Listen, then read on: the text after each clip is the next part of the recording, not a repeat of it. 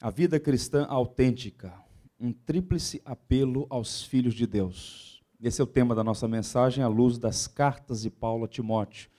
Vou mencionar várias porções dessas duas cartas escritas por Paulo a Timóteo, seu filho na fé. Pois bem, meus irmãos, nós vivemos em um mundo desequilibrado, que via de regra empurra as pessoas para extremos, e os extremos são sempre perigosos. E um dos elementos mais importantes na vida cristã é o equilíbrio. Equilíbrio, essa é uma palavra-chave na jornada cristã.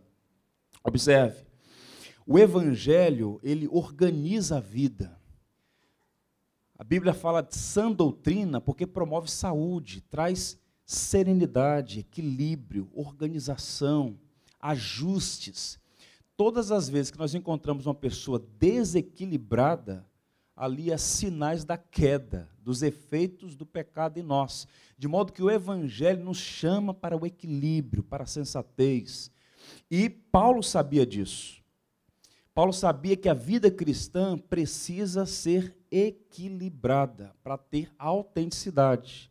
E na jornada cristã, tanto nas Escrituras quanto no testemunho da história, existem três elementos que são fundamentais para o equilíbrio: a doutrina, a ética e a experiência.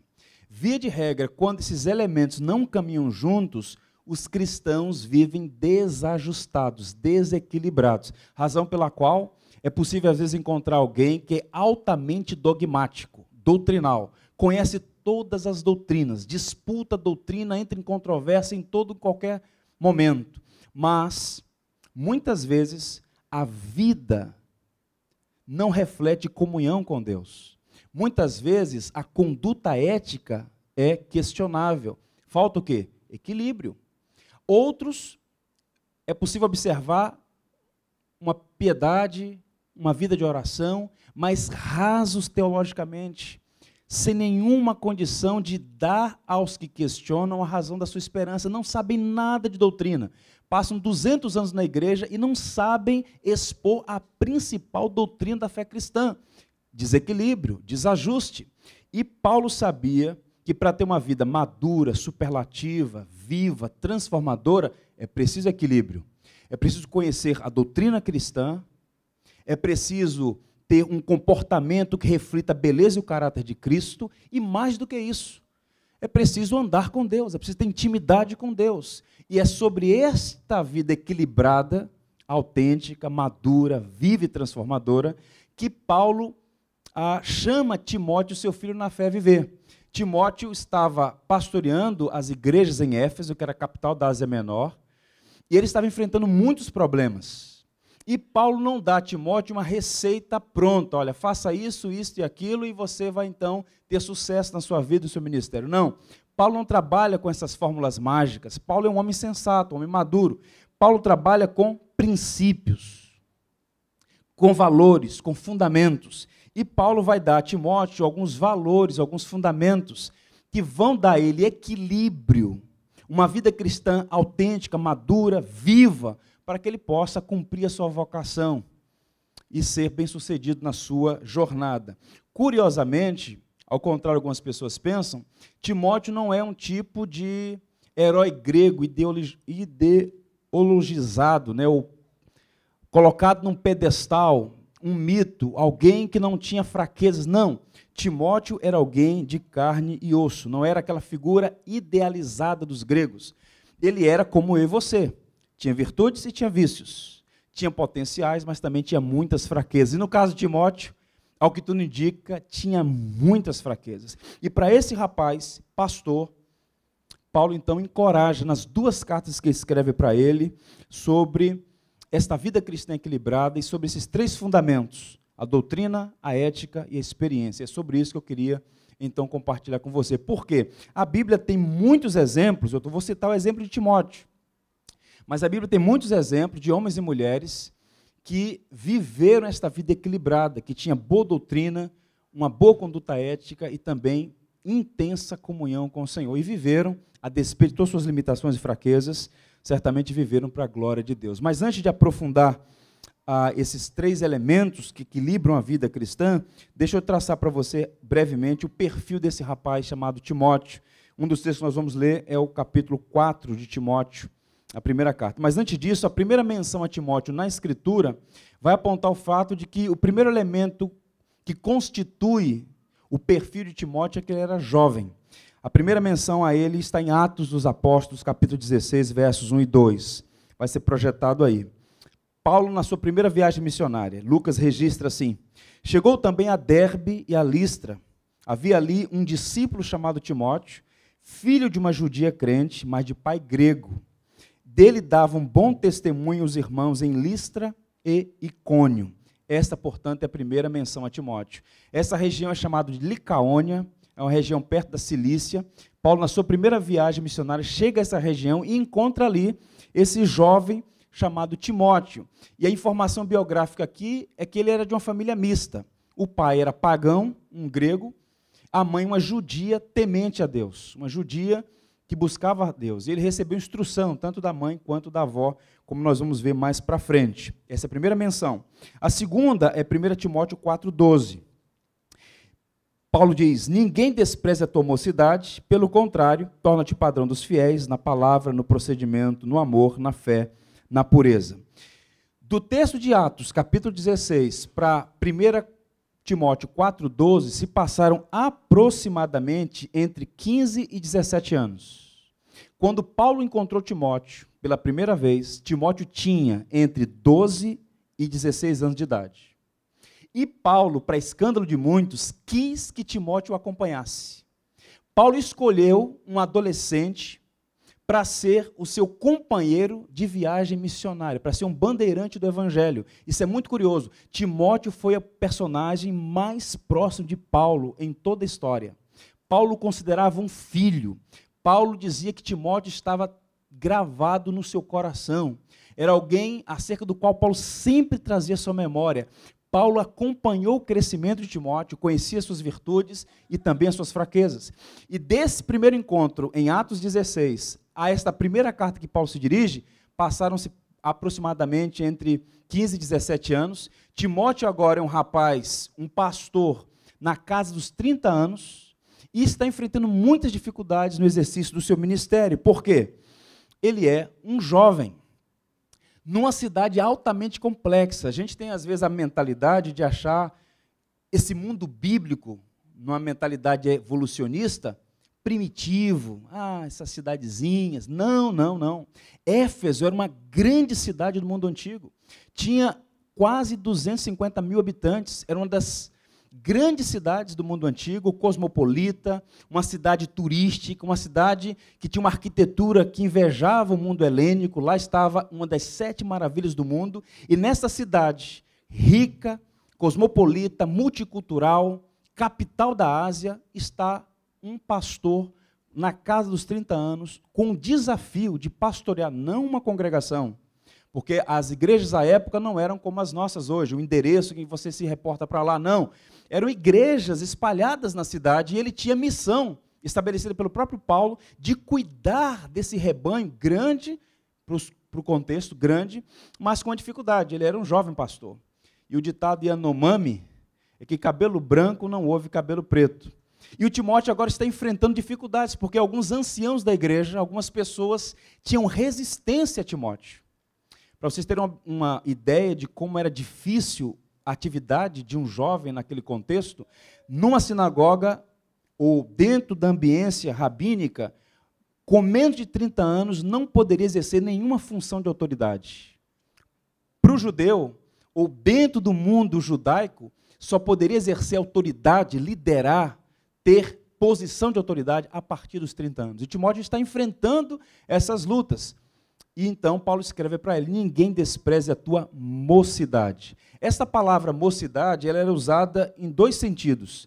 Podia ser uma referência à idade da pessoa, mas também era usada para temeridade. Então, alguém vacilante, moço, jovem. Ou seja, não havia respeito pela figura de um jovem. Mas Deus chama jovens, e Deus soberanamente chamou Timóteo para exercer um ministério glorioso naquela região, e ele estava enfrentando dificuldades. Então Paulo diz, olha, ninguém despreza a tua mocidade. Você não vai conquistar a autoridade, ou você não vai conquistar a congregação sendo amargurado, sendo duro, sendo cáustico, sendo ditador. Não, ninguém despreza a tua mocidade. Torna-te padrão. Torna-te um modelo para a congregação, na palavra, no procedimento, na fé, no amor, que as pessoas vejam Cristo em você. A autoridade de uma pessoa não está na idade, necessariamente, não está nos títulos, não está no histórico familiar, está na encarnação do Evangelho. Está ali um homem de Deus, a autoridade vem do céu, vem do alto, e Paulo está dizendo isso para Timóteo, ninguém te despreze. Ser jovem não é uma deficiência, não, que Deus te abençoe agora. Torna-te o padrão dos fiéis. Então, o primeiro elemento do perfil de Timóteo é que ele era jovem, muito jovem. Um outro elemento que era um problema para ele também, era que ele era tímido. Ele era muito tímido. Em alguns momentos, quando tem nas narrativas, tanto de Paulo quanto de Lucas, alguma referência a Timóteo, é sempre alguém que tem esta fraqueza emocional. É evidente que o temperamento de uma pessoa nasce com ela e ela vai ter que conviver com aquele temperamento por toda a sua vida. Mas para um ministro do Evangelho, para alguém que exerce liderança, para alguém que tem uma função de autoridade, uma posição na igreja, a timidez é um problema. E no caso de Timóteo, era uma evidência de uma fraqueza emocional muito intensa. Então, Paulo aos Coríntios disse assim, e se Timóteo for, vede que esteja sem receio entre vós, porque trabalha na obra do Senhor como também eu. Paulo diz que Timóteo trabalha na obra tal como ele. Olha só como Paulo enxerga Timóteo. Esse rapaz é um servo, ele trabalha tal como eu. Quando ele chegar entre vocês, veja, observe que ele não fique tímido, receoso, intimidado. Não, receba-o, acolha-o. Porque Timóteo tinha essa timidez intensa e diante das adversidades, essa timidez acabava sendo um problema muito sério para ele. Timóteo tinha uma personalidade, um temperamento inadequado para um líder. Era muito tímido e emocionalmente fraco. Em outro momento, Paulo diz para Timóteo, olha, eu recordo das tuas constantes lágrimas. Como Paulo viajava muito frequentemente com Timóteo, é possível que Paulo tenha encontrado algumas vezes Timóteo no canto, chorando. Chorando. Por que chorando? Diante do que Paulo chamou de incertezas, temores, anseios, dúvidas. Timóteo era um homem de carne e osso, que tinha muitas fraquezas. E aí Paulo, percebendo que essa era uma fraqueza que poderia problematizar a jornada, Paulo escreve na segunda carta, que é a última que ele escreve, porque Deus não nos deu, ou não nos tem dado espírito de covardia, mas de poder, de amor e de moderação. Paulo observa que não é apenas uma fraqueza emocional, é um espírito de covardia. E Paulo diz, Timóteo, não é esse o espírito que Deus tem nos dado, de covardia, de temeridade, de vacilação, não. É um espírito de moderação, de amor e de poder. Você precisa assumir a sua vocação e trabalhar com diligência, porque Deus te chamou para esse ministério. E Timóteo lutou por toda a vida contra essa deficiência na sua vida. Um outro elemento que era um problema para ele também, ele era doente. Era o tipo de pessoa que não passaria no processo de sucessão pastoral em nenhuma igreja. Jovem, tímido, doente. Esse aqui não dá. Era doente, para o escândalo de muitos. E Paulo sabia que ele era doente. Mas Paulo em nenhum momento acusou Timóteo de falta de fé, pecado escondido. Por quê? Ser crente não é receber vacina contra doenças. Ser crente não está imune às adversidades. Paulo não encomendou ou recomendou nenhuma sessão de descarrego para Timóteo. Falou, olha, você tem que conviver com isso. O próprio Paulo tinha problemas físicos, segundo o relato aos Gálatas. Observe que diz Paulo a Timóteo, não continues a beber somente água. Usa um pouco de vinho por causa do teu estômago e das tuas, o quê? Frequentes enfermidades.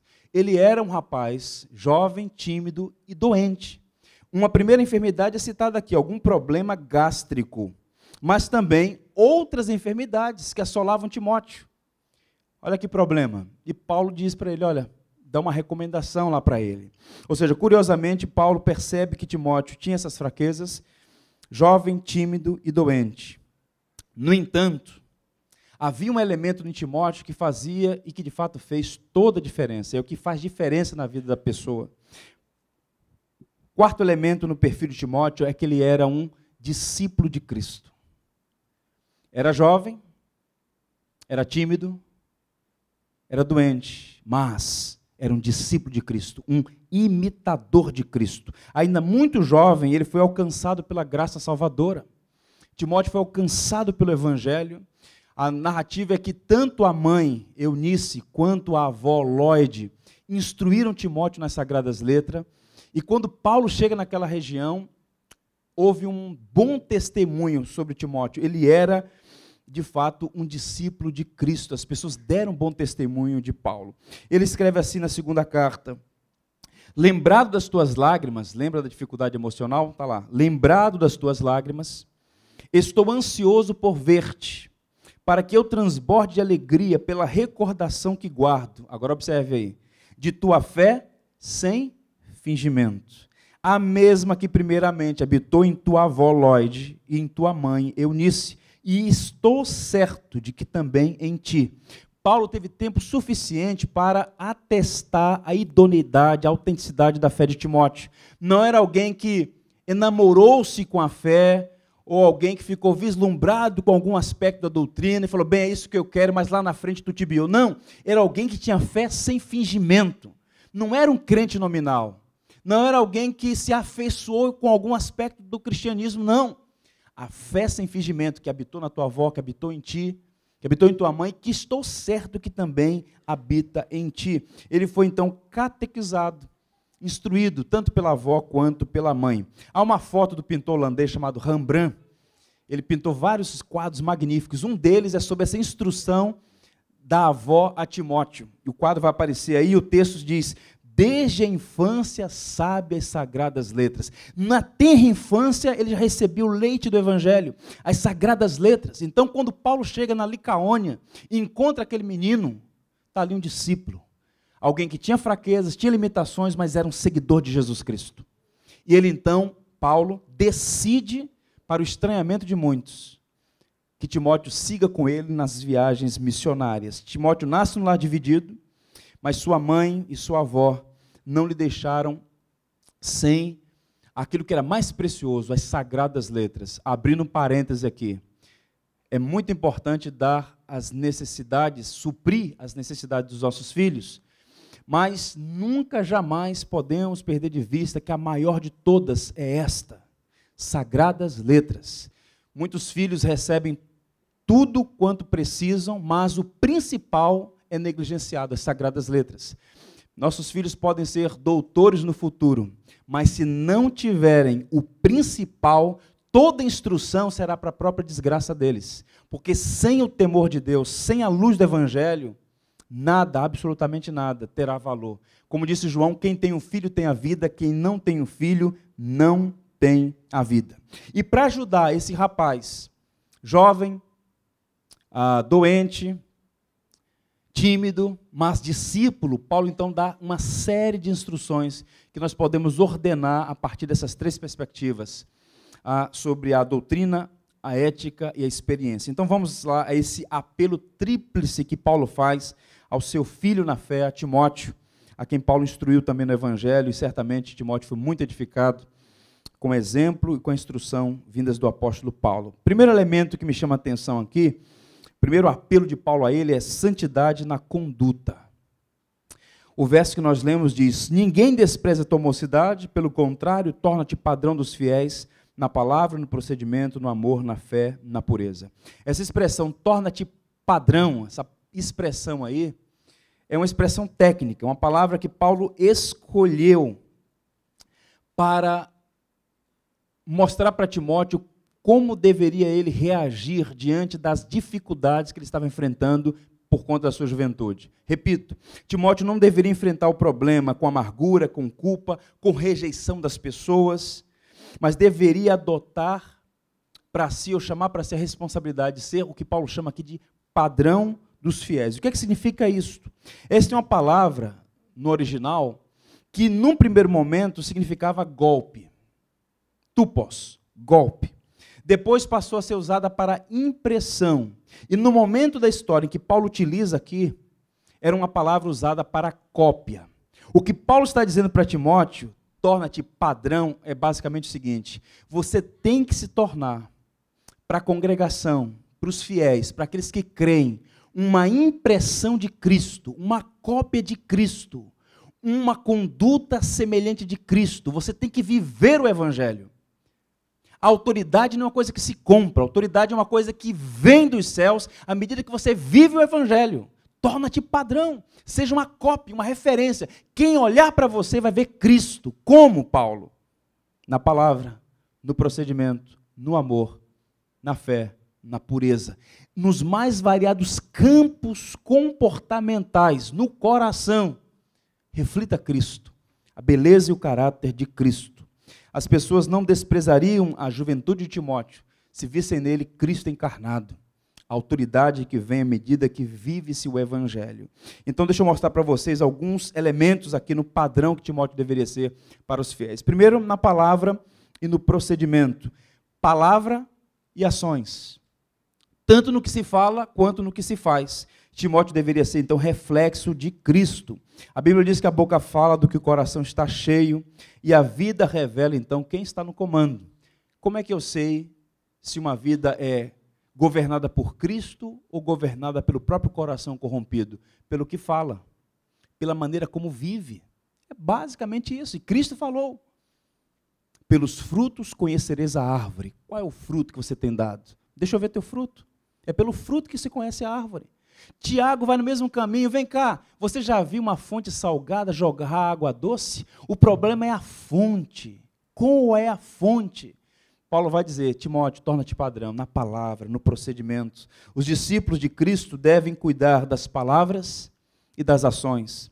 Como disse em outro momento, as palavras precisam ser temperadas com sal. Elas devem dar sabor à vida das pessoas. Devem ser palavras que edificam, que dão gosto aos ouvidos santos. Nós vivemos numa sociedade que está descendo a níveis morais cada vez mais baixos. E isso fica evidente na própria linguagem que as pessoas utilizam, não é? Houve uma artista já falecida, uma senhora, que era celebrizada no Brasil, de norte a sul, por uma grande virtude que ela tinha, a capacidade de inventar palavras feias. Esta é a nossa sociedade, esta é a marca da nossa sociedade. Obviamente que num mundo caótico como nós vivemos, altamente estressante, que nos agonia diante de tantas situações, é preciso vigiar todo dia, para não elogiar as pessoas no trânsito, mas temos que vigiar, para que as palavras possam fluir de um coração que possa edificar. Paulo aos Efésios disse assim: não saia da vossa boca nenhuma palavra torpe, e sim unicamente a que for boa para edificação, conforme a necessidade, e assim transmita o quê? Graça aos que ouvem. Timóteo deveria falar, a palavra deveria ser uma coisa que de fato edificasse. Tanto as palavras quanto as ações deveriam edificar. Quem já leu a famosa obra do Jonathan Edwards, que nós vamos trabalhar no final do ano, na nossa terceira conferência, As Firmes Resoluções de Jonathan Edwards, um grande teólogo da igreja. Nas famosas resoluções que ele elaborou quando ainda era muito jovem, a resolução de número 16 diz assim: resolvi jamais falar mal de qualquer pessoa, em qualquer grau ou intensidade, ou em qualquer caso, de forma que haja possibilidade de trazer-lhes desonra, a não ser que isso seja feito para o bem real. Ou seja, o cuidado com a palavra, com o que se diz. Paulo diz: olha, torna-te padrão dos fiéis, que as pessoas vejam você como uma referência no que você fala, como uma referência no modo como você vive, do modo como você se comporta. Esses dois elementos estão juntos, palavra e procedimento, palavras e ações. E ele caminha, padrão dos fiéis, no amor, na fé e na pureza. Obviamente que fé e amor sempre andam juntas na Bíblia. Timóteo deveria fazer tudo motivado pelo amor e com fundamento ou com confiança em Cristo, no Senhor. Essa é a ideia aqui. Mas eu quero destacar a necessidade de ser padrão na pureza. Timóteo era um jovem pastor, observe aqui, solteiro. Numa cidade, numa região que era famosa pela promiscuidade, pela sensualidade. Éfeso era herdeira de toda a mentalidade helênica. E para os gregos, no campo da sexualidade só havia uma palavra-chave. Tudo é permitido, é proibido proibir. Ou seja, não havia nenhuma regra moral no campo da sexualidade. Tudo era permitido, absolutamente tudo. Toda essa perversão que a nossa sociedade está vislumbrando aí, está praticando, está assistindo, tudo isso aí é uma herança da mentalidade greco-romana, não é? E Timóteo estava inserido nesse universo. E agora, na condição de jovem, solteiro, pastoreando numa cidade altamente sensual, altamente promíscua. E Paulo diz, olha, seja um padrão para a igreja na pureza. Essa expressão pureza aqui diz respeito à santidade da sexualidade. Ele não poderia jamais dar espaço para os desejos corrompidos do coração. Ele deveria tratar as pessoas, sobretudo do sexo oposto, com a mais absoluta lisura, com respeito, com pureza, não acumular no seu coração e muito menos ser suspeito de nenhum ato de fraqueza moral nessa área. Torna-te padrão, que as pessoas vejam que você é um homem santo, que você é uma pessoa íntegra, que você é uma pessoa que realmente exalta Cristo. Repito, Éfeso era uma cidade de famosa imoralidade sexual. Curiosamente, naquela cidade havia, como eu disse para vocês no início, o templo da deusa Diana, o famoso templo da deusa Diana, e um dos cultos à deusa Diana era por meio da sexualidade, ou do ato sexual, melhor dizendo. Havia mais de 1000 sacerdotisas prostitutas no templo, que estavam a serviço da cidade, e na verdade, serviço de toda aquela região, para oferecer culto a Diana por meio de atos sexuais absolutamente deploráveis. Então é nessa cidade sensualizada, aplaudida pela promiscuidade imoral, que Timóteo deveria ser puro, que deveria ser santo nessa área também. Na segunda carta que Paulo escreve a Timóteo, repito, a última que ele escreveu, olha só o que ele diz: foge, outrossim, das paixões da mocidade, segue a justiça, a fé, o amor e a paz, com os que, de coração puro, invocam o Senhor. Mais uma vez, no último testamento que ele escreve, Paulo diz para Timóteo, olha, esta é uma área acerca da qual você precisa aprender uma lição básica. Não se resiste a estas coisas. Você deve fugir delas. Foge das paixões da mocidade. Você deve fugir de algumas coisas e deve seguir outras. Paulo está propondo aqui, na verdade, um jogo de palavras, como quem dizendo, olha, foge do que é carnal e segue de perto o que é santo e agradável a Deus. Mais uma vez, ao recomendar mais uma vez essa questão para Timóteo, Paulo está nos ensinando um princípio aqui. Não existe vacina para isso. Durante toda a nossa vida, a postura é vigilância, sobriedade, serenidade, temor, prudência, vigilância. Porque esta é sempre uma área muito sensível. E por falta de vigilância, sabedoria, sobriedade e temor a Deus, muita gente tropeça, desgraça a sua vida, desgraça a sua família, macula a igreja, deturpa o evangelho, traz ignomínia para Cristo. Devemos vigiar, fugir e seguir, é o que Paulo então diz. O famoso Stott, nosso professor ilustre, ele faz um comentário sobre esse verso e diz assim, não há passividade na busca pela santidade, não ficamos sentados sem fazer nada, deixando que Deus faça tudo. O apóstolo não faz Timóteo aprender algum segredo, dominar alguma técnica, recitar alguma fórmula. Simplesmente precisamos correr pela nossa vida, correr do mal e correr atrás da justiça. O apóstolo nos convoca para sermos bons corredores, correr do mal e correr para a justiça. Esta é a orientação de Paulo para Timóteo. Não é o que nós precisamos? Desviar-nos da aparência do mal, sermos puros, uma santidade na conduta em todos os aspectos, em particular também na pureza? É, sem sombra de dúvidas. Por quê? Deixa eu te mostrar aqui, elencar algumas marcas da nossa sociedade, que eu costumo chamar de sexólatra, que fez do sexo um ídolo. O uso e o abuso da imagem da mulher. Tudo que se faz, tudo que se vende, tem que ter imagem de uma mulher com menos roupa possível. E qualquer censura é moralidade, é religião, é legalismo. Esse uso e abuso da imagem da mulher é uma marca de uma sociedade completamente alienada de Deus e que está destruindo as famílias. Erotização infantil. É impressionante, às vezes você olha uma criança de 10 anos, você parece que ela tem 17.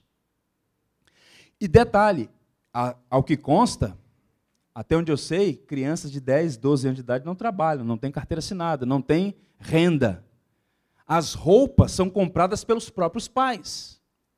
E muitas vezes, para o nosso escândalo, dentro das nossas igrejas, há crianças vestidas de modo absolutamente inadequado. Os pais estão promovendo a erotização das crianças. Isso é um completo absurdo, gente. Paulo está dizendo para Timóteo que deve ser santo na conduta, e um dos aspectos da santidade é esta pureza. E a erotização infantil é uma tragédia no nosso meio. Linguagem lasciva, a própria linguagem no próprio meio evangélico, as expressões que se usam, muitas delas herdadas dessa mentalidade helênica, que nem sabe qual é a origem da palavra, mas se usa. Não é? Ou como eu disse lá no Retiro dos Jovens, né? Ser sexy sem ser vulgar. Essa roupa está sexy, está bonita. Ser sexy, meu irmão. Ser sexy, minha irmã. A sensualidade, ela tem que ser vivida no contexto do casamento. Não é num ato público, não é na vida pública. E muitas pessoas, inadequadamente, se vestem de modo sensual, inclusive no contexto da igreja. Eu acho que os homens e as mulheres em particular deveriam, antes de vir, antes de sair, antes de qualquer coisa, perguntar a si mesmo se Cristo é glorificado com aquele modo de vestir. Não é tarefa da igreja estabelecer o estilo de roupa das pessoas. Isso já fracassou muitas vezes, não é papel da igreja. O papel da igreja é instruir as pessoas a ter duas coisas muito importantes: bom senso e temor a Deus. Devemos tomar muito cuidado. Catequese erótica, os filmes estão aí, as novelas, a escola. A escola deixou de ensinar matemática, deixou muito tempo de ensinar português. Há muito tempo não ensina mais sobre física e química.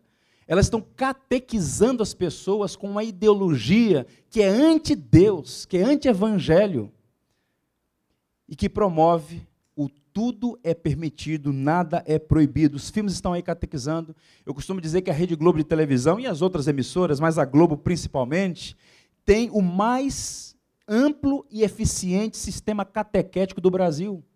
Milhões de brasileiros todos os dias sentados recebendo catequese, instrução.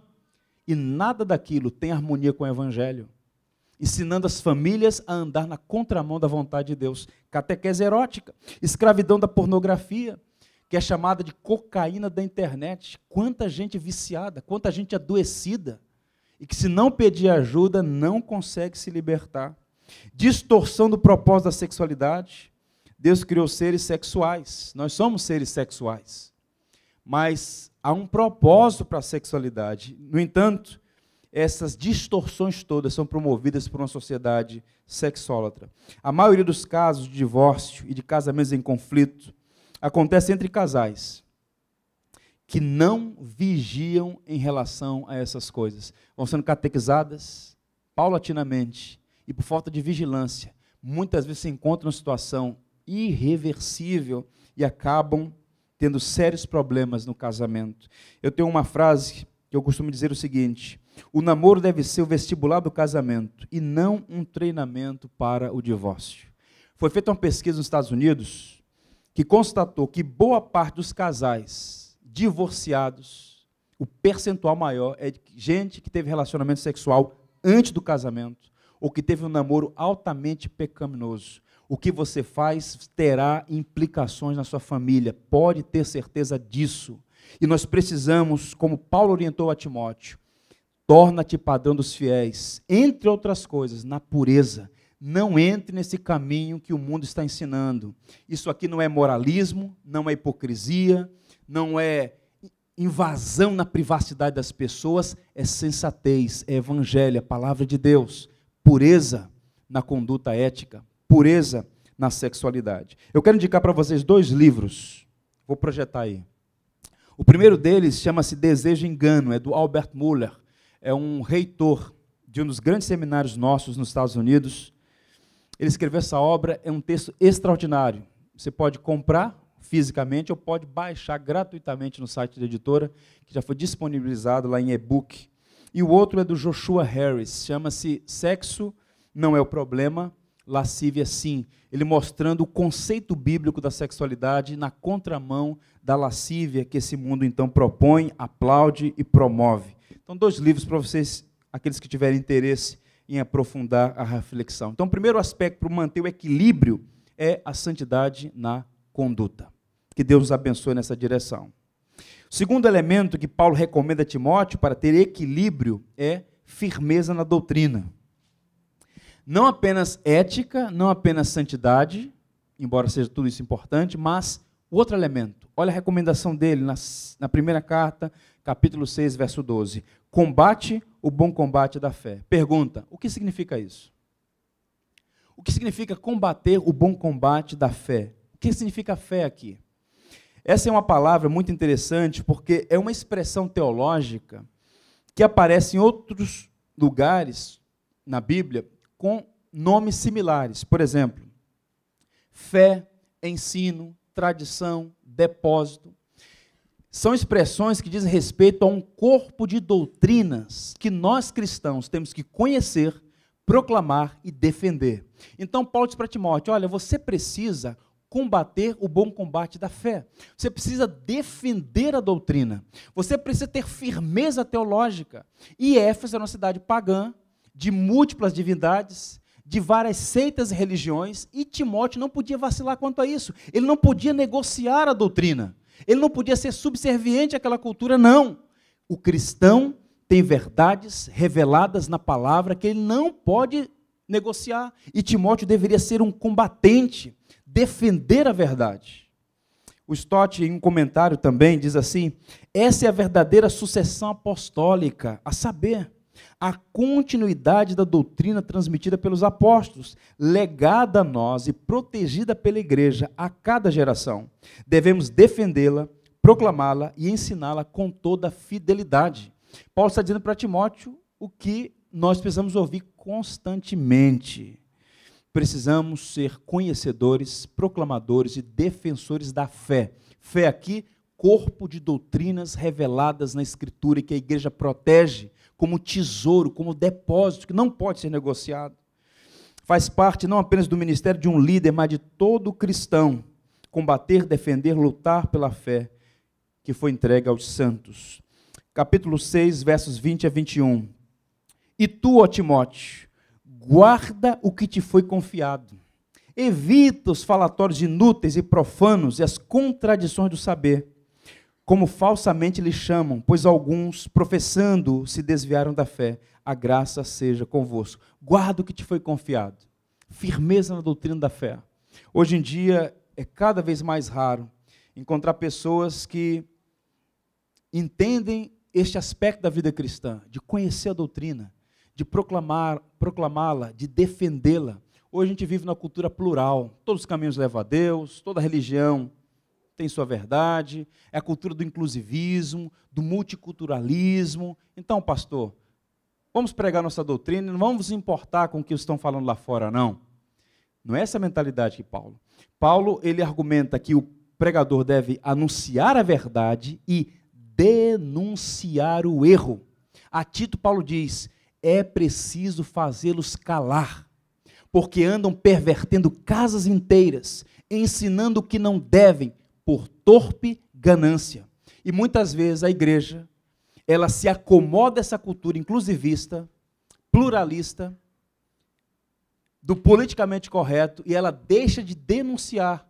E via de regra, há muitos membros das nossas igrejas sendo catequizados por falsos mestres no rádio, na internet e na televisão. Paulo não aceitava isso. Paulo disse para Timóteo, combate o bom combate da fé. Há um texto que nós estamos estudando, eu e um grupo de irmãos, na internet, do Kevin DeWang, Verdades que Quase Esquecemos, um texto muito interessante. E nesse livro, esse pastor diz assim, no mundo em que a teologia é muitas vezes ignorada e a definição de limite é abominável, não devemos nos esquecer que há coisas que um cristão deve crer e defender. Ora, se você é cristão, há verdades que você crê e deve defender. A divindade de Cristo é inegociável, Cristo é Deus, o Deus homem, não se pode negociar isso. O caminho de Deus para a salvação é pela graça somente. Nenhum homem pode somar a obra que Cristo fez. E o que a gente percebe por aí é o que Paulo chamou de inimigos da cruz de Cristo. Botar placa de igreja em prédio não significa que ali é uma igreja. Falar de Jesus, do amor de Deus, não significa que são pregadores da verdade.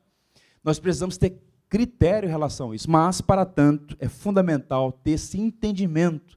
A fé cristã envolve conhecer, proclamar e defender. Ainda mais uma vez, o Stott diz assim: ninguém gosta de brigar, exceto aqueles que são briguentos por natureza. Em todo lugar tem um briguento, né? A luta é desagradável para todo espírito sensível.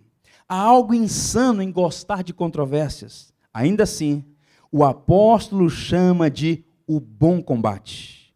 Uma vez que tanto a glória de Deus quanto o bem-estar das igrejas são implicados.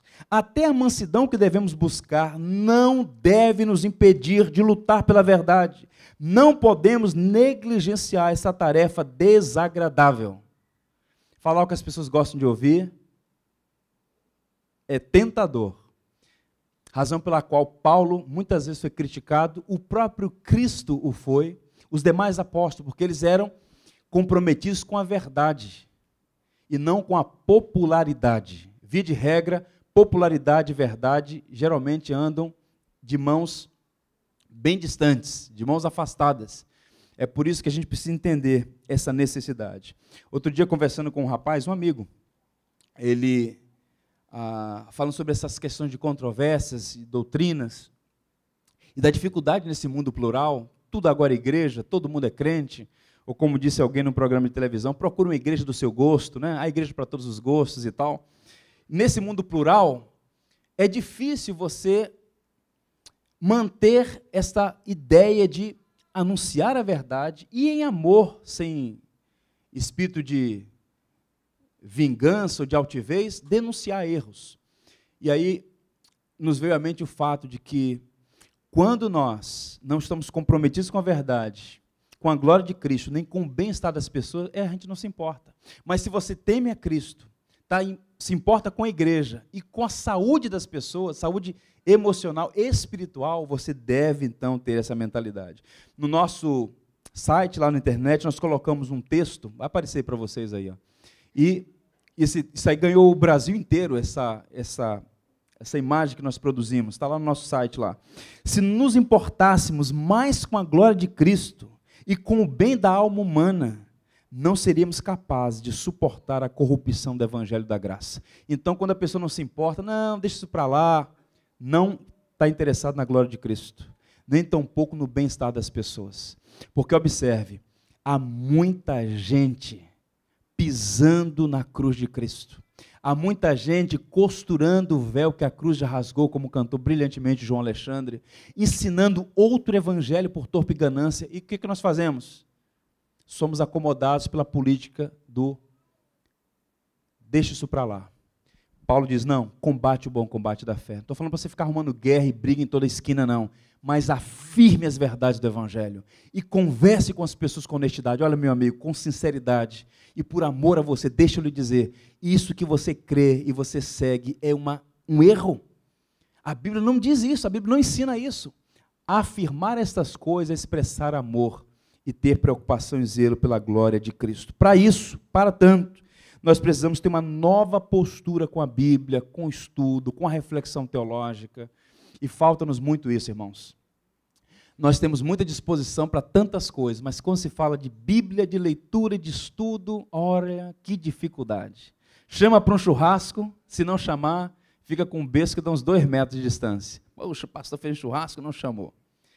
Chama para um estudo bíblico, se chamou ou não chamou, não faz diferença. Para a reunião de oração, então, que dificuldade. Porque nós perdemos a disposição para as Sagradas Letras. Mary Jones, deixa eu lhe contar a história rapidamente dessa menina. Ela viveu há mais de 200 anos no país de Gales. Ela é uma espécie de ícone das sociedades bíblicas no mundo inteiro.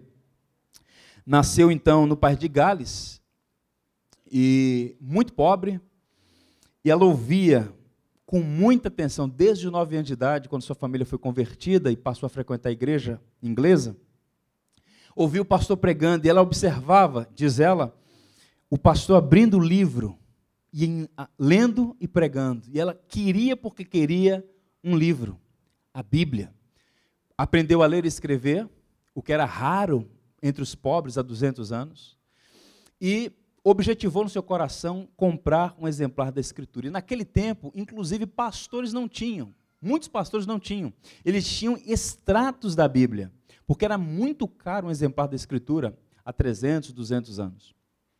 E ela então trabalhou, observe aí, por vários anos acumulou recursos, trabalhou como empregada doméstica e acumulou recursos. Por 6 anos trabalhou para comprar uma Bíblia, isso quando um adolescente. E aí então, ela tinha agora o dinheiro para comprar a Bíblia. Só que o local onde vendia a Bíblia, onde um pastor era um comportor, era 40 quilômetros da cidade dela.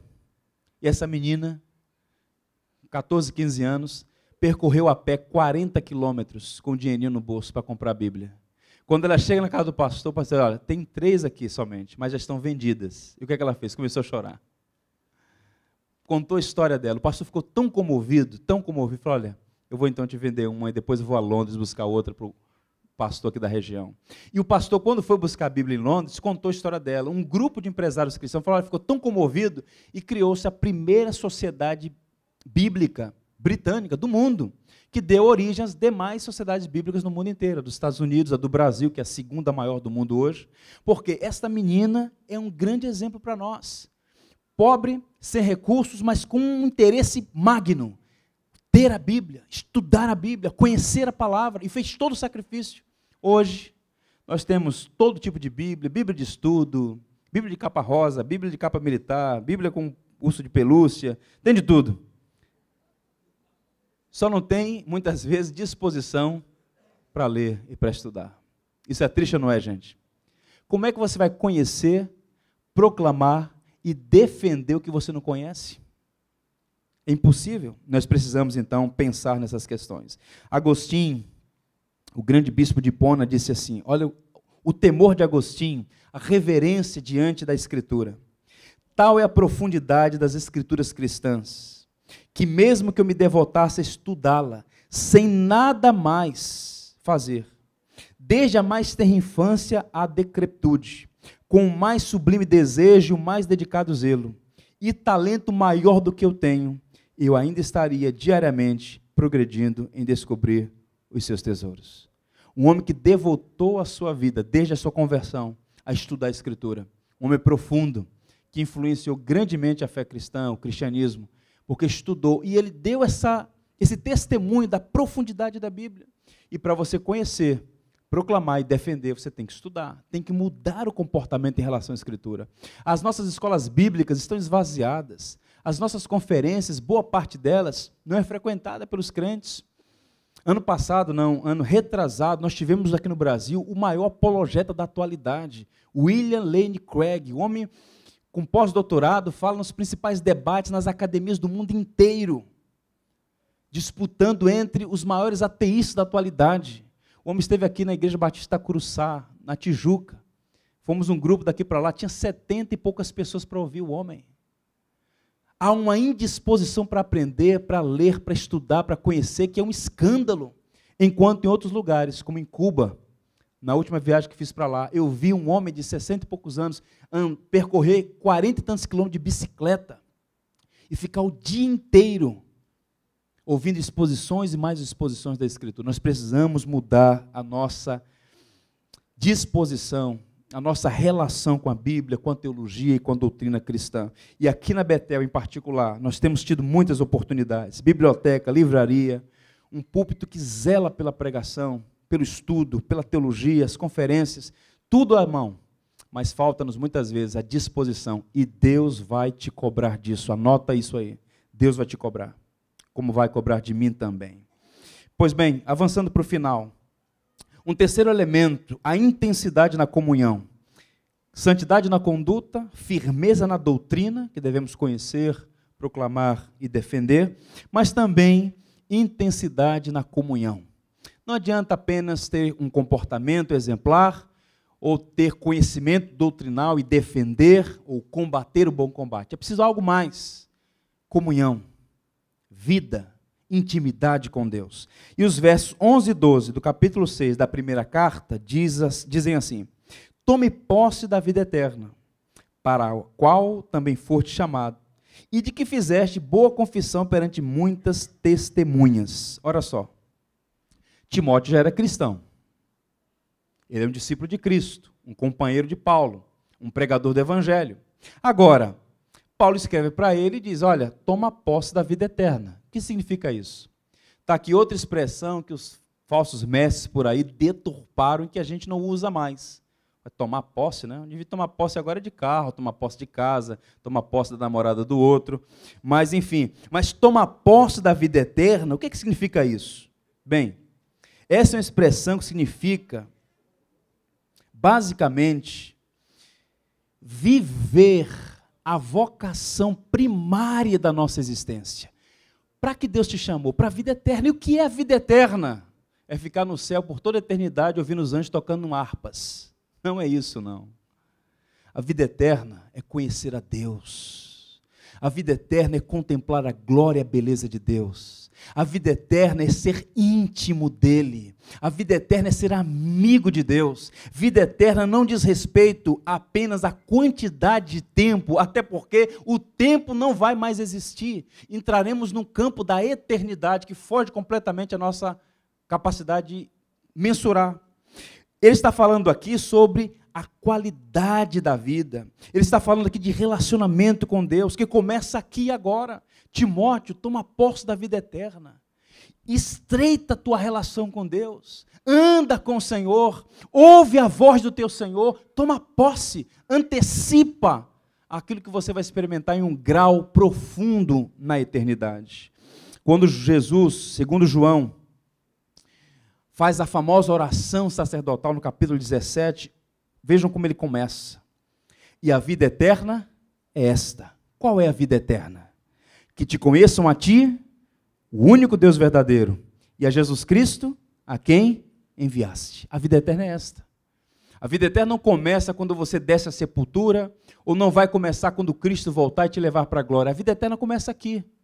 Porque a vida eterna não diz respeito à quantidade de tempo. A vida eterna é conhecer a Deus, é viver diante de Deus, é amar a Deus, é ter comunhão com Deus. Timóteo, toma posse da vida eterna. Você não pode viver como membro de igreja, apenas.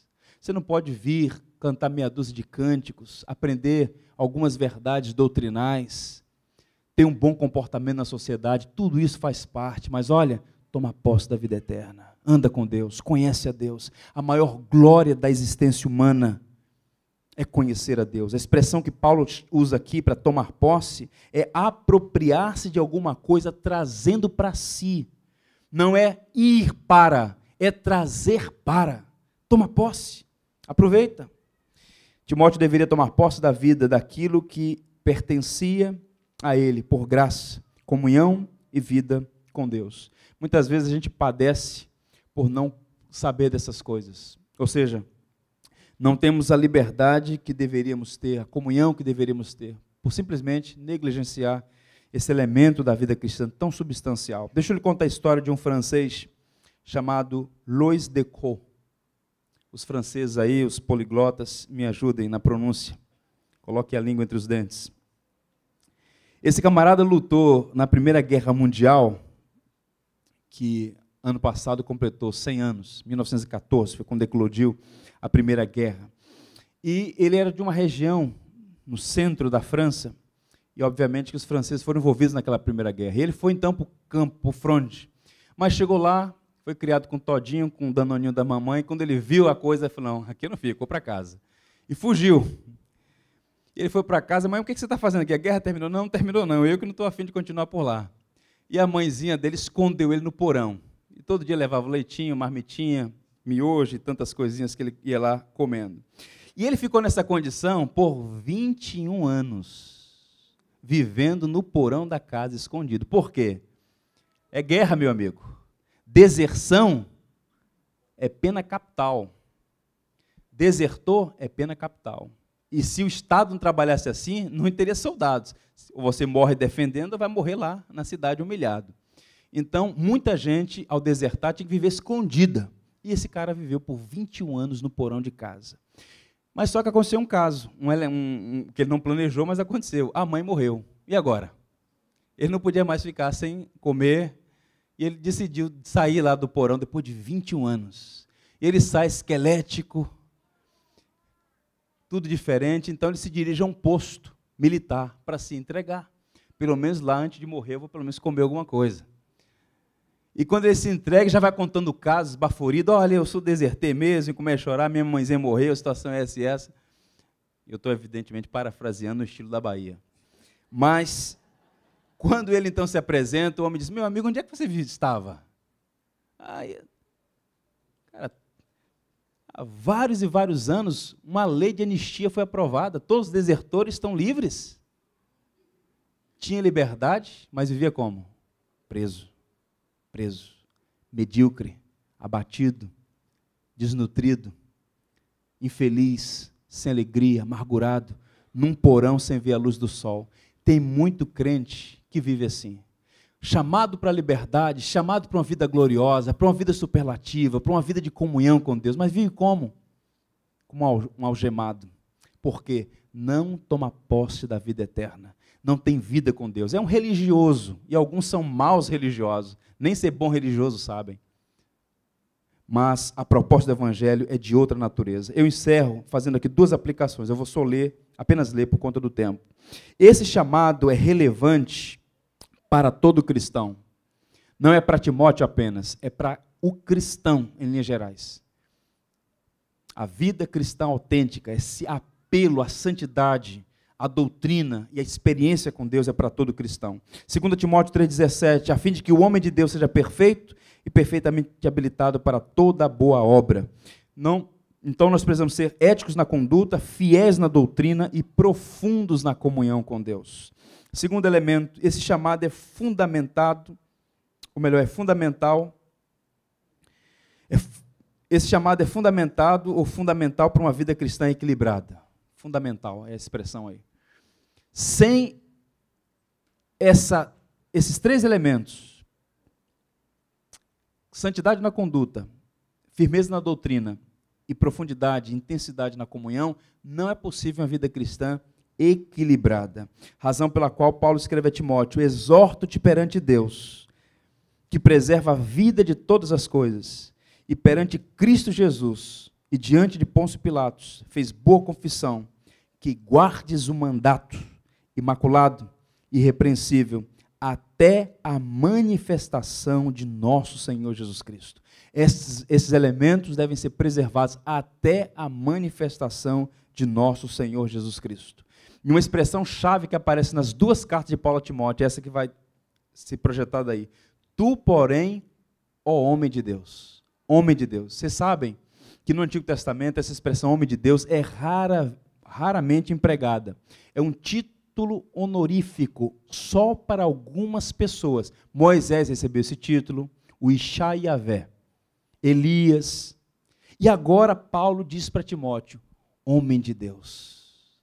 A despeito das fraquezas, das limitações, Paulo vê a Timóteo como um homem de Deus, que deveria ser santo, firme na doutrina e alguém de profunda intimidade com Deus. Sabe o que a história testemunha sobre Timóteo? Timóteo entendeu a mensagem de Paulo. A segunda carta é a última carta de Paulo. Tempos depois, ou talvez para alguns semanas depois de ter escrito a segunda carta, Paulo foi decapitado na Via Ápia, perto de Roma. Timóteo continuou exercendo seu ministério ali em Éfeso. A história vai testemunhar que ele foi de fato um homem de Deus. A cidade estava promovendo uma procissão a Diana, a deusa da cidade, e Timóteo, aquele jovem tímido, fraco, limitado, doente, ele sai às ruas e começa a pregar o evangelho com intrepidez, com ousadia. E a multidão enfurecida agarra Timóteo, amarra-o, arrasta-o pela cidade. E Timóteo é morto a pedradas e pauladas. Uma das últimas perseguições, a perseguição do imperador Nerva, no ano 93 ou 97. Timóteo glorificou a Deus na vida e na morte. E o nome Timóteo, conjunção aí, Timo e Theo, honrando a Deus. Ele honrou a Deus na vida e na morte. É um exemplo para nós. Então eu termino dizendo para você, viva como Timóteo, honre a Deus, seja santo na sua vida, seja alguém firme na doutrina. Deus vai te cobrar se você está negociando as verdades do Evangelho para agradar amigos, parentes, o mundo que jaz no maligno. Seja alguém de profunda comunhão com Deus, não seja um religioso apenas de frequentar a igreja, mas alguém que conhece a Deus, e assim o Senhor há de ser glorificado. Que o Senhor nos abençoe e nos dê uma vida cristã superlativa, madura, viva, transformadora.